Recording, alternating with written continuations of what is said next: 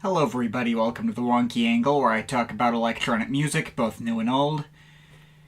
And today, I'm finally talking about album number 16 from Tangerine Dream, Underwater Sunlight. Alright then, we finally made it to the cutoff point for this series, and the last dedicated video I will be doing on a single Tangerine Dream album. Not necessarily the last good album the band ever put out, but the last one that I definitively had good memories of from when I was in high school. I might have made attempts to try listening through some of their other albums after this one, but I've never fully made it through any of them, save for one they put out in the late 90s, which I'll talk about in the odds and ends. Any others I tried past this point would just fail to capture my interest in any way. I do remember happily playing this one right alongside all the other classics, like properly being in rotation instead of being spun once and then never revisited.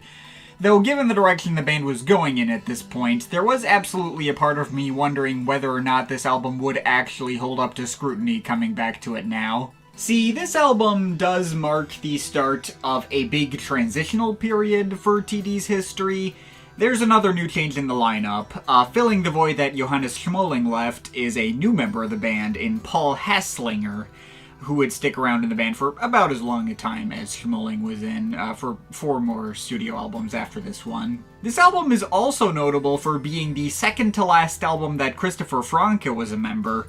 He would stick around for only one more album after this, Tiger in 1987, and at that point he basically had to step back and say he was no longer getting any creative fulfillment out of staying with the band. He was officially bored by what they were doing. So he finally broke off to start up his own solo career, mostly comprised of soundtrack work for like movies and TV shows such as Babylon 5 and that kind of thing. If I'm not mistaken, Franke has the distinct honor of third longest tenure in the band's entire history at 17 years, behind only Edgar Frisé himself and Thorsten Quaishning.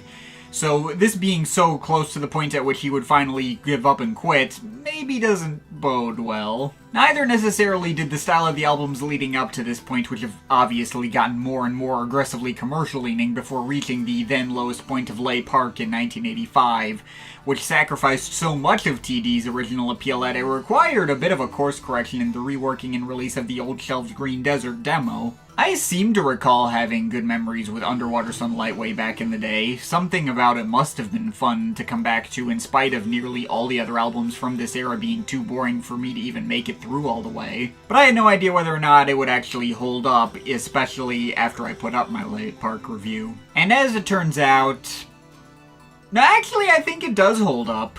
Heck, despite focusing on a more commercial and contemporary sound than what they were doing on Green Desert, I think I slightly prefer this project over that one. The sound palette on this one is pretty much exactly the same as that on Lay Park, extremely 80s in all capacities and even more cleanly produced and polished than that project. But at least the compositions themselves are significantly stronger and convey a sense of emotional stakes and wider grandeur that was outright missing entirely from that album. The sound may be, again, super dated, has that whole stock nature documentary soundtrack feel to it, but it does feel like they're properly trying to evoke that underwater environment and putting a lot more heart into it, and the results are a lot more easily replayable than maybe one might expect. As often tends to be the case with TD albums, the main attraction is definitely the first side, entirely taken up by a lengthy 2-part epic called Song of the Whale. The first part, From Dawn, hits you with all these fast-moving, glittering synth arpeggios building into layers of MIDI xylophones and breathy synth melodies,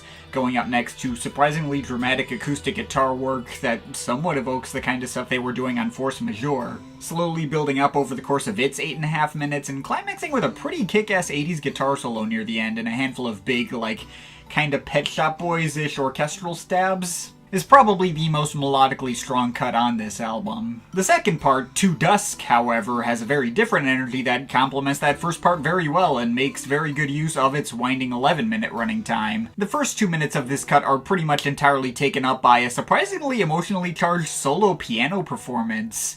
And from there, the dramatic ambient pads start to build back up into some more 80s beat work, and eventually a new pattern of dramatically strumming acoustic guitar chords with flighty melodies wailing on top of them. I will admit to being very thrown off on first return listen of this cut and hearing the beats in this passage very openly incorporating a sample of Yellow's Oh Yeah of all goddamn things. They cut out those noises and overlaid them into the track verbatim. Not exactly beating those allegations of obvious datedness. Though with enough repeat listens, I kind of warmed up to it. I just viewed the sample as, game recognizing game. Legendary Synth Pioneer outfit tipping their hat at a newer Legendary Synth Pioneer outfit. And the track ends in another big epic 80s guitar solo, and finally a full minute of tranquil ambient pads at the very end, which once again do very well to set up that whole underwater feel they're going for. I can't front, even if I would totally get it if some fans thought this whole mini-suite was too 80s for their liking. I think it does a really solid job of retaining the qualities about TD's music that made me a fan of theirs in the first place, and it remained really strong every time I put it on, never feeling nearly as long as it actually was. I think it's great. Going from there, as also often tends to be the case with TD albums, the second side isn't quite as strong as the first. But there's some cool stuff to be found here in the handful of much shorter tracks on display here as well. I think my favorite of those is the first of them, Dolphin Dance. It's got some solid energy behind it as the brisker paced electronic beatwork and simple bass lines give way to various bright melodies and 80s guitar soloing that still feel uniquely Tangerine Dream without giving in too much to the cliches of the time. Ride on the Ray, meanwhile, is basically the exact same track as Dolphin Dance. The melodies and beats are rearranged enough to be distinct, but it would be quite difficult to differentiate between the two from a distance. So much so where apparently the track was even at one point released as a promotional single and mislabeled as being called Dolphin Dance. Whoops. I suppose the two tracks do still hit in all the same way, so I guess I can't complain too heavily. Next, there's Scuba Scuba, which is probably the most background music-y of the tracks on display here, taking down the tempo a bit to like a more mid-level energy, allowing the melodies to feel a bit more freeform and abstract without attempting to form a hook. Still does a good job of maintaining the mood of the album and doesn't have any ideas I find distracting or undercutting of what the album's going for, but not one that ever really stuck out to me one way or the other. It's probably the cut I'd mark as my least favorite as a result. And finally, the album ends in the not really titled track Underwater Twilight, which starts out sounding like it's going to be closing on this far more emotionally tender ambient moment. There's a good almost 2 minutes of melancholy minimal pad progressions that are really nice, before an 80s slap bass line starts to peek in and the album starts to reveal some of its most Lay Park-like ideas with some clanging keyboard melodies and some more of the 80s filtered orchestral snippets, carrying a bit of like Jean-Michel Jarre-look energy minus any discernible sounds of human voices. Despite possibly being the cheesiest and most obviously dated track in the bunch, I do think it ended up sticking the landing for what it was going for and makes for a satisfyingly sentimental finish to the project. I'd certainly rather come back to this over most of the tracks that actually showed up on Lay Park. And that's everything on Underwater Sunlight. Look, I'm not about to tell you this album's a masterpiece or must listen or anything. There's definitely valid reasons to just dismiss this one out of hand. Quite frankly, it'd be easy to argue that this is yet another rehashing of ideas they did better on an album like Hyperborea, except, pardon the puns, more watered down and shallow. Such an argument is definitely not wrong. This isn't exactly a higher tier release of theirs, but neither is it a lower tier release of theirs.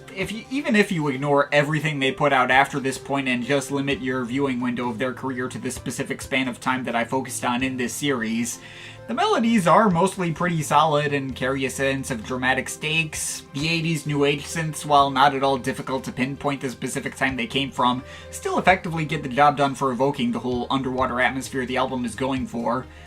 It's an all-around solid album, with nothing embarrassing to really note about it. Even if there's no way to treat this album as a send-off to the band in a way that makes sense in the context of their overall history, I've come to view it as one anyway. If only because it's about as late in their career as you're possibly going to get with an album that, if you treat it as the stopping point and pretend they release nothing else afterwards, will leave the band with their dignity mostly intact. I do plan to get more into exactly why I draw the line here as I talk about some of the albums that would follow this one when I get to the odds and ends video.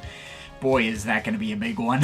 But that'll be for another day. In the meantime, even if technically not the end of an era in the context of their history, is functionally the end of an era for me personally. An all-around solid album that I think makes for a sufficiently good stopping point for this series, and I'm overall feeling a 7.5 out of 10 on it.